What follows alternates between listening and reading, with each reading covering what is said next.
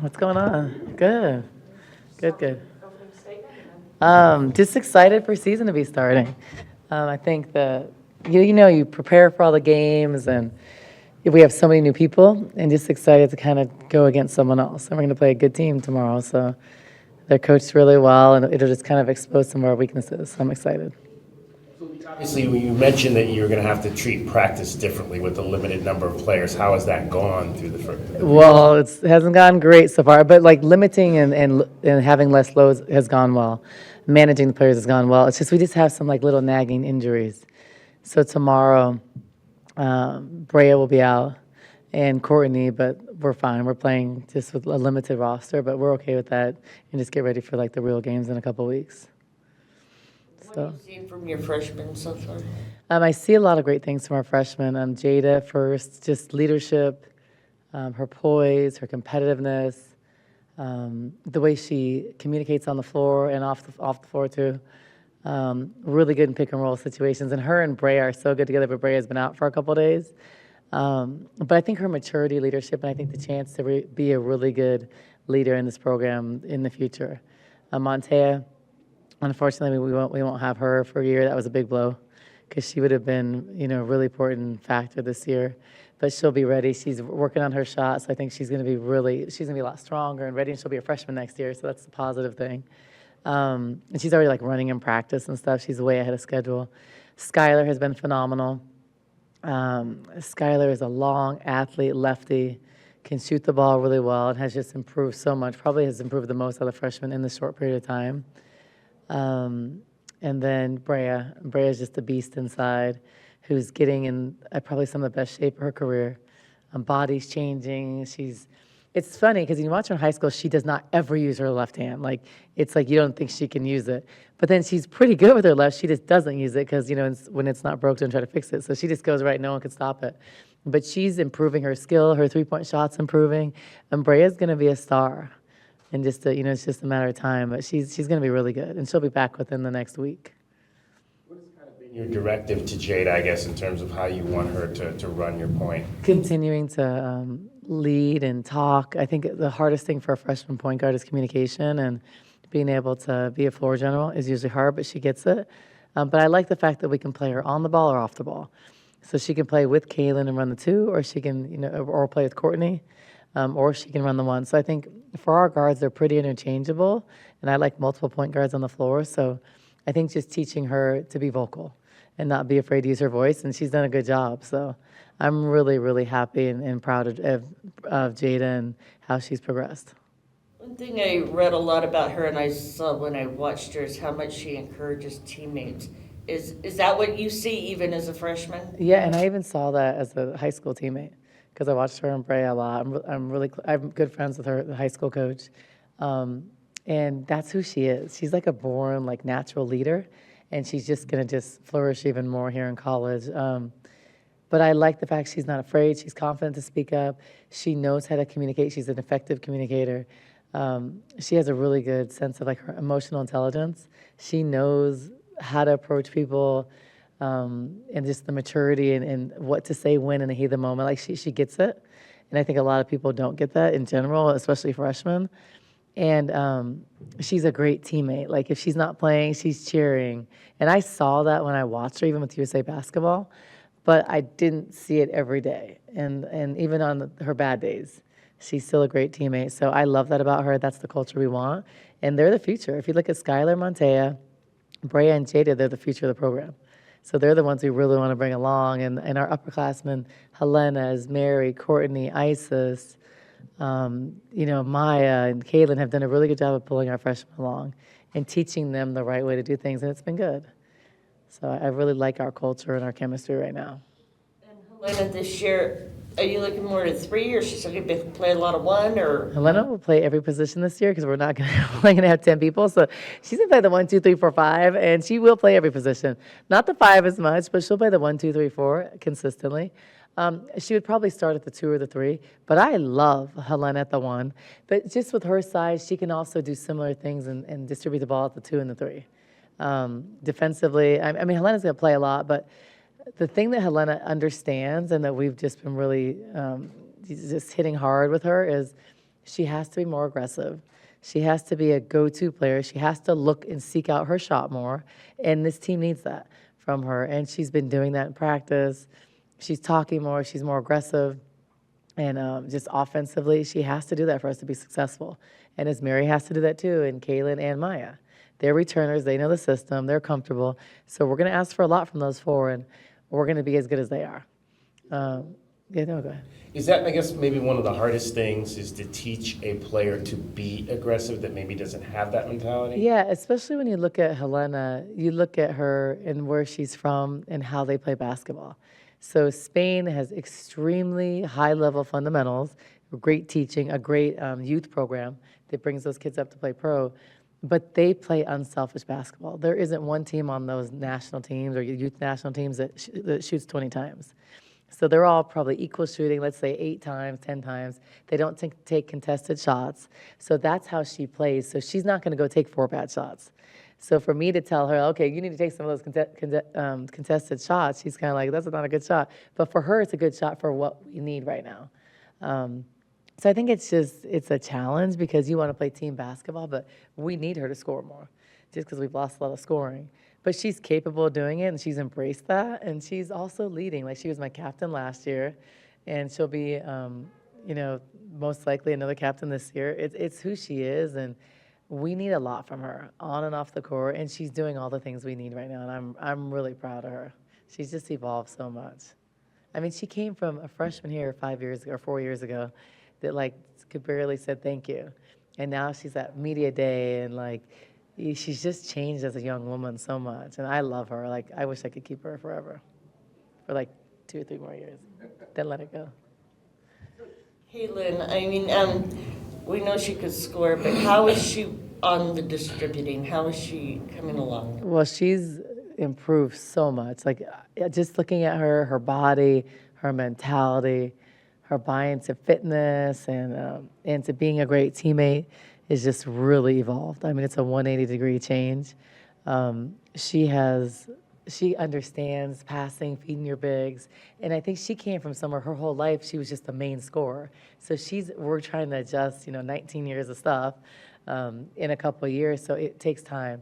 But the thing I've noticed the most about her, besides her passing, which we saw a little bit against West Virginia in the tournament last year, this year you see a more vocal Kaylin, a better teammate, more of a selfless person, and you see someone that plays defense. She has the athleticism and the ability. Last year, she didn't have the mentality. She just would say, I don't play defense. It's like, well, then you're not going to play. And then, we'd be, like, arguing about that. And because she didn't understand last year, like, you can be a great player, but great players play on both ends of the floor. Like, you can't just score and outscore someone. That's not the way basketball works. But that was her mentality, and that's kind of what she was taught. So she understands now, distribute the ball, like feed the bigs, because if you don't, the bigs aren't going to screen for you. They're not going to rebound. It's like it's a team. We're in a team sport, and that's taken some maturity from her. And then she also understands that to be great, you have to play on both ends of the floor. But she has the ability. Last year, she had the ability. She didn't have the desire. This year, she has the desire. So you're going to see a better defensive player. You're going to see a more bought in, and that, you have to be fit to play defense and sustain, our style of play. And so you're going to see someone that's bought into all that. And so that's a good thing. And she's going to become a better player because of that. Or she'll be a better player. Sustaining that defense when you've got such a short bench. I mean, realistically, you only play 7 or 8. Yeah, that's why I don't like UConn won championships with 7, Notre Dame. So for players, it's a good thing because then they know they're going to play. We'll play with 10, but we have, like if we have 7 right now, just because we're holding people out, I don't need Brea to rush back for exhibition game. If we were playing a tournament or the beginning game of the season, the opening game of the season, she'd play. But for me, it's just like, okay, let her rest a few more days, get her completely healthy, and bring her back because we have a long season. So for players, you typically play 8 players. Maybe in some situations, the 9th and 10th would play a couple minutes. So for them, it's a perfect situation because there's going to be a tremendous amount of opportunity for the players. So they should be like, yes, I'll have way less player drama because when you have 15, 5 people are miserable, 10 are pretty pissed, and 5 are happy. Then when you have 13, 3 are mad, 3 or 4 because they don't play and everybody wants to play, which I get it, I would too.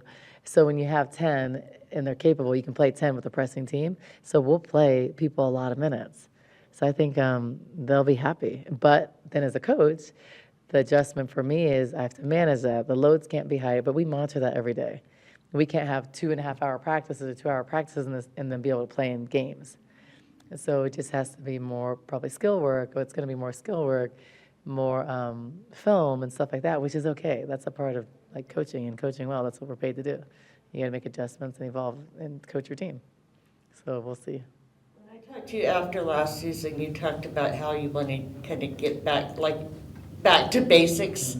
I mean, how have you done that? Yeah, so we've had to do that, get back to like the fundamentals and basics because of just 8 new people. It's a lot. So everybody's learning a whole new style. So that progress or that just the process has been a little bit slower, but I think it always is. So you'll see us improve later.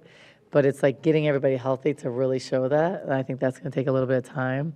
But it was essential for us. Like, we're going to be young this year, which I'm okay. Because I'm looking at the future. I made a conscious decision to not get like 4 more transfers. Because what happens, I get 4 more transfers, what happens to the freshmen? Because ideally, a 5th year is better because they're just more experienced, and usually you bring them in because they're really talented. But then like Jada, Skylar, Montea, if she was healthy, Brea, they play less. And that's just kind of, and I think with this day and age, it's very hard to keep players. Now, I think maybe South Carolina will keep some, or UConn, because they've won a lot of championships. They've won championships. I think at this stage and where we're at in the program, I'm not going to keep freshmen like that because then they're going to want to go to a lower level or somewhere else so they can play more. So these freshmen are going to play. So I think that when I look at just the big picture, we go to the Big 12 next year, things are changing. I want this core to be together because I know that we coach and we teach and stuff, that core will be really good in a couple of years. And so that's the future versus the turnover every year. I don't want 8 new players every year. I don't. It's hard with the way that we coach and how we play. We're not super scout-oriented where it's like we're super specific, go to 8.8, we're teaching reads and different stuff like that. So my process is longer, and I'm aware of that. So we're better at this core freshman, and then when they're juniors, we're really strong. And then we pluck in some pieces. We maybe add a 5th-year transfer that complements this young group. Like Montea is going to be awesome in our system because now she's already going to have a year and a half. So she's going to be in as a freshman. She's going to be ready. So she's going to have an incredible career and be a star because we're basically going to have 5.5 years with her when you think about it. So I'm excited for that. But what does that mean in the, like right now, immediately? It means that it's going to be a little bit ugly. It's going to be longer. We may lose some games. But for big picture, it's more beneficial. And hopefully we won't lose a lot in the interim because my second year was brutal. So I don't think it'll be that, but it'll be hard. And the Pac-12 is the toughest it's ever been this year. So when we leave from the Pac-12 to the Big 12, I'm going to be like, it's probably going to be a relief. You mentioned the Big 12, and just curious your thoughts on the 18-game schedule next year and what kind of your input was on that. Like just for the transition over. I honestly hadn't thought about it a lot. Like we had some meetings and talks, but I really hadn't thought about it because we're still in the Pac-12, and the Pac-12 is so tough. So for me, I like playing more games. Half of our conference wanted to play 20 games because it is really hard getting more games. People don't want to come to McHale. So I'm all for 20 games. Half of our league wasn't. It was funny because like half of us really were and half wasn't. So it was split. And then we go to the Big 12 meetings, and they're like talking about 16. I'm like, what? Like we want 20. I was like opposite. But like it's just different. So the 18 was just like, for me, that was kind of normal for this year and next year. So yeah, I just think it's really hard. It's really expensive for the programs to get guaranteed games. Guaranteed games are really, they're paying a lot of money. And I just would prefer more conference games. But a lot of people wouldn't. And if I'm on the bottom of the conference, I probably wouldn't want that either. I'd be like, no, let's go get some wins. So I get both sides. But I think where we're at, I prefer more conference games. So 20 I would be fine with. So. You joked about Brea using her left hand, and that was obviously a storyline with Kate through her career, how you guys developed that. Is she further along at this point than where Kate was? Yeah, I think I think she's just coming in. She's just, they're different because she's a lot stronger. She really wants to play inside, but she wants to evolve, out, but she likes playing the post. I think Kate was just a smaller frame, so I think Brea is just stronger, and her left is a little bit further along and better, so I think it'll be easier for her. But just like Kate, it's like Kate was so good at going right, so why change to left unless you have to? But our job is to develop, and I think you'll see her use it more and more. I think it's just the mentality and the confidence. In high school, you don't have to go right. You don't have to go left because no one's taking away your right, or they can't because you're stronger, right? But in college, they're going to sit on your left shoulder. Do coaches, I mean, it's interesting you say that. Do coaches maybe in high school not say, hey, you need to work on that because that's something you're going to have to do at the next level rather than Yeah, I just know. She has a and let a player just continue to go to your right. No, go to your left and well. work on She has that. a really good high school coach. So her left, I think, is pretty good because she did work on it. But I think you go back to your comfort and your habits and games. So like you have a certain move, it takes like 10,000 hours just to learn another move. So I think that you go back to what you're familiar with. Remember like Kate's first couple years, she flopped all the time. She was like this flopper, but then she got stronger. You learn that you can actually get hurt flopping a lot. So she didn't do it as much like second year, third, fourth, fifth, right? It's just a process and them getting confident in their bodies, and then once you see it, once you work on it, and then you have success in it, then it's easier. Then the next time you use a little bit more, but it takes like a long time. It takes thousands of hours. So it's just every day. What was your thoughts on the Iowa outside game at the stadium, and is that anything you would ever want to do here? Yeah, I don't know about doing that in Tucson. It's probably pretty hot. It's still 80 degrees outside. So a little different situation. I think that would be awesome. I think wasn't there like 50,000 people? Yeah, that's crazy. That's really cool. Great for our game. I would totally do stuff like that. Like we did that in the WNBA years ago in Los Angeles. I think that was like probably 10, 15 years ago. That was cool. So if we have, do we have a place to play like that? Do we have like outdoor? Is that, I guess at the stadium, right? I guess they do have stuff, yeah. So who's going to pay for that? Who paid for that with Iowa? I don't know. Well, They did it with volleyball too at Nebraska. Nebraska. They had Oh, like that's- 90,000. oh wow. So okay, I need your guys' help. So write that on the paper and let's get some sponsors. You're hearing me now. I'll do that. You set it on paper. We're there. That could be a good NIL fundraiser. That'll be your guys' idea. I would totally do that. That would be. I love that kind of stuff. So anything that gives our game exposure is good for our team. That would be really cool. It's just like having the time to plan that stuff is a whole nother story. So you guys put it in the paper on the news, and then someone comes to do it, or we'll be on it. So. At Media Day, Tara talked a little bit about losing players and how she thought maybe she didn't communicate well enough this past year. I mean, do you think there's a way for coaches to communicate that stuff? No, I don't. I think the communication is looking at the stat sheet and seeing. I think you could communicate, but regardless, I felt like I communicated well with certain players. It is what it is. I think it comes down to players that are high-level players, especially like if they're McDonald's All-Americans and they have all these accolades, they don't accept their situations. And I think people are very unrealistic about their level of talent, and, because they have someone telling them they're so great. And I think that's what it is. And the playing time. They just want to play. And I don't know too many players nowadays, unless it's guaranteed they're going to win 4 championships, but there's no team that can do that. There's no team at that level. Like there isn't a UConn of years ago today. So I think that they're not going to wait a couple years. They want immediate gratification. They're not going to wait and go through the process. They just jump ship. And that's the culture.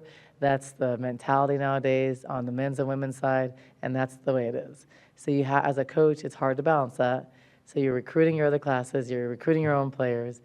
There was even decisions I made last year where I tried to give some players some more playing time, but knowing at the end of the year, wanted to keep them to build and develop them, and it still didn't work. So for me, it is what it is. If you want to stay here at Arizona, stay. If you're good and you help us, we have to win. You're going to help us win, you're going to get the time you deserve because we want to win.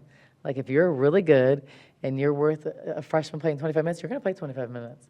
If you're not and you're learning, but I think you have to be really realistic with how good you are. But the problem is that's not the case. They have their parents and stuff telling them they're way better than they are because usually the parents don't know. And then they go somewhere, but it's typically for our program, it's never been to a better program. It's always been down a level.